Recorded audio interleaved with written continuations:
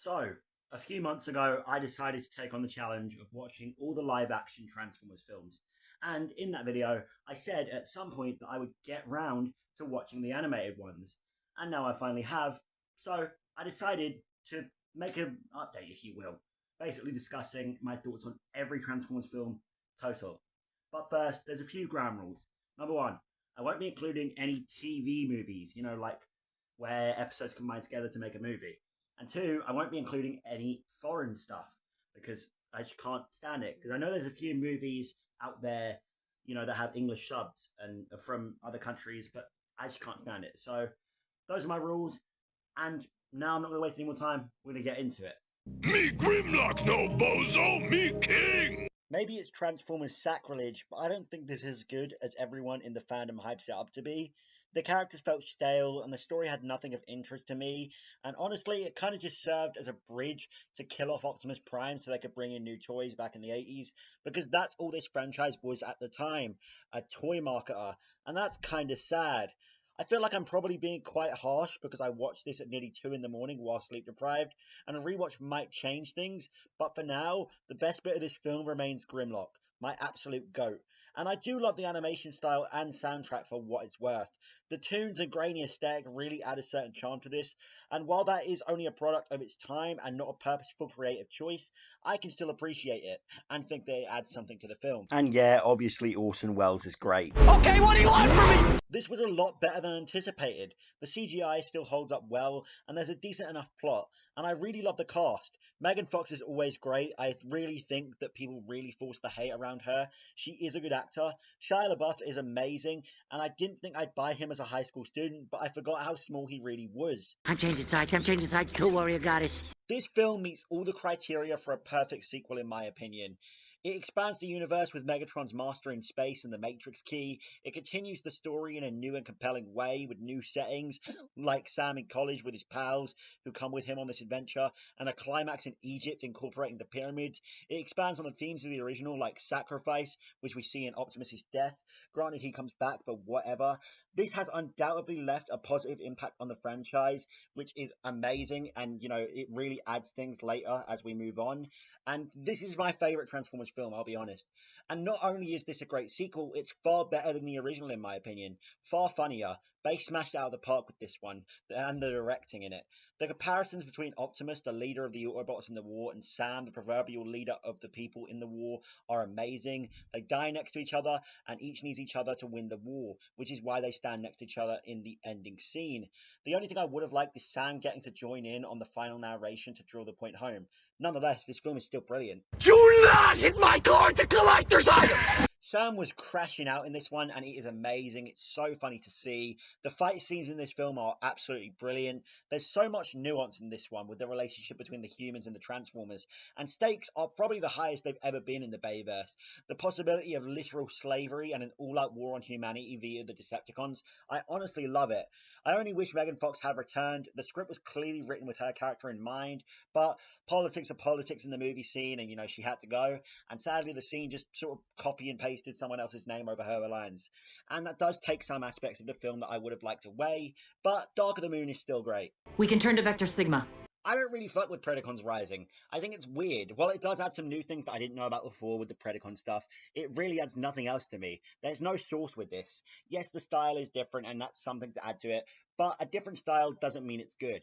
I feel like I'm maybe being too harsh on this, because apparently a lot of people like it, but maybe it's just not for me. I don't really enjoy this one. I'm an inventor. Yeah, this one feels like a fall from grace. This was a roller coaster.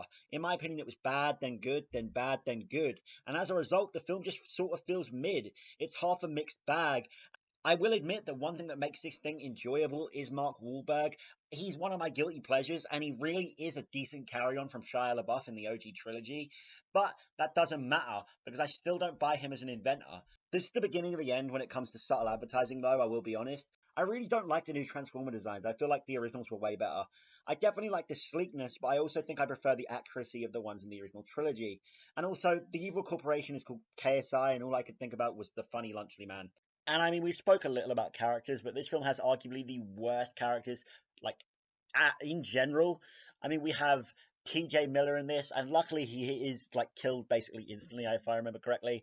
But the worst guy is Shane, that Irish dickhead, with that weird Romeo and Juliet lore subplot. It's very icky, and it's also completely inaccurate. You can Google it yourself, but they just didn't do any research, and it made the film have like a sour taste in my mouth. God, I'm sozzled. Yeah, this one sucks. I really hate devoting any time talking to Transformers The Last Night, because it's just terrible. I remember nothing about this, aside from it being absolute buns, and the fact that there's a French hot rod. It's just terrible. I hate this one, and I want to waste no more time talking about it. Somebody's there! Hide! Hide behind! This feels like a breath of fresh air after the last 5 being sort of like mixing together, and especially towards the end there with Age of Extinction and The Last Night really tailing off. Still, the 80s vibe and soundtrack to match definitely helped this film. That and the fact that this is a human story at its core, and I do love a human story, especially one with Transformers accents. What more can you ask? And while they definitely did kidify Bumblebee to an extent, I don't mind. I mean, this shit's got Hailee Steinfeld listening to the Smiths. My hormonal mind is in love. The only downside is it sort of desecrates the OG films. It can be a part of that universe if you do some mental gymnastics, and depending on which member of the crew you ask as to where this falls. But to general audiences, it's going to be confusing where this falls. And while I am docking half a star for that, it doesn't discredit this film whatsoever. But seriously though, is this a prequel, a spin-off, an alternate dimension? I really don't know, and I still can't figure out a way to make it link to Transformers 2007 in my mind so it all flows nicely. But it will click eventually, I'm sure.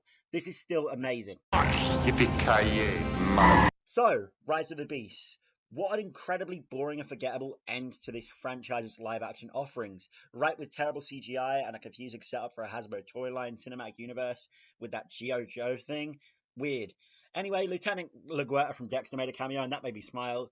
And all I can say is this is still better than The Last Night, which, again, isn't saying much, but, you know, weeble. Badassatron. I was not expecting Transformers 1 to be this heat. The story is amazing, and the score too, and the cast works extremely well despite being star-studded in a failed attempt to bring butts into seats. Sadly, this didn't do a lot of money, which means we might not see a sequel, but I think it is deserved. Anyway, everyone works as their characters, I won't lie, and the evolution and dynamics between every character was incredibly fun to watch. With Michael Bay and Steven Spielberg back to directing the franchise, even if they are just producers, it feels like Transformers might actually be back, and I don't doubt the possibility that we will see another film, even if this performs subpar at the box office, because I think it did well enough, you know, after with digital sales and such to bring back, and I do hope we do see Transformers 2. You even have the opportunity to just call it Transformers 2 because the original is called Transformers 1. This thing needs to have a sequel. It's amazing. Now that I've been over my thoughts on every film individually, it's time to rank them in a tier list. In E, we have The Last Night, because obviously that one is terrible. French Hot Rod is just, yikers. In D, we have Rise of the Beasts, another one I actually dislike. Like, it's just barely better than The Last Night. I really couldn't decide what tier to put it in, but I figured I'd put it above E just to, fill out the gap. And it really isn't that bad. I think in the right state of mind, I could enjoy Rise of the Beasts. In C, Age of Extinction is there. This one teeters on good and bad for me, which is why it's pretty much in the middle. It's on the bottom half of, just being bad, which I can respect. That's how I feel about the film, so that's why it's there in the T list. B, we have Transformers Prime, Beast Hunters, Predacons Rising. I don't know, this just isn't for me, but I can, accept that there are some bits that are good and why people would enjoy it, which is why it's just barely teetering on the, good half of the tier list. A tier, we have the Transformers the movie. Enjoyable, yes, but again, not quite my cup of tea, but I can see why people love it, and there is some stuff I do enjoy, so that's why it's an A. And next to that, we have the OG Transformers 2007. Not as good as the other live-action offerings that we have coming up, but still something, with merit, which is why it's an A. Now, S tier, the goats of the films. We have Revenge of the Fallen, my absolute favourite. They fight in Egypt. How can you hate that one? I honestly love it. Next to it, we have Dark of the Moon. Just the nuance and the grand scale of that one puts it in this tier, And on the complete opposite end of the spectrum, Bumblebee's in S, because it isn't a big grand scale thing. It's a small story with Transformers accents that is nice. It hits your heart. These two are complete opposites, and yet they both end up in S tier for that. And the final film, S tier, I think everyone would agree, Transformers 1. Completely brought the franchise back into the public eye, I think. Well, at least attempted to, and did so really well. Those I know who saw this film and hadn't thought about the franchise in a long while really loved it. So it purely deserves it just for that. So that was my thoughts on every Transformers film and, my ranking at the end there. I hope you did enjoy watching this video. Before I go, I quickly want to give a shout out to my friend Dragonstorm, good friend of the channel, does a lot of Transformers content. He helped me compile the list of all the animated films as well, because there really wasn't a comprehensive list that I could find that I could understand. So if you enjoyed this video, be sure to check out his channel because he was great help. I'm sure you'll enjoy his content as well. And also, if anyone finds any English dubs of those films that are foreign, the ones that I mentioned earlier in the video, be sure to link them down below or shoot me a message on Instagram, and I'm sure I'll update this video for a third time. But for now, that is everything. Thank you so much for watching. I'll see you later. Goodbye.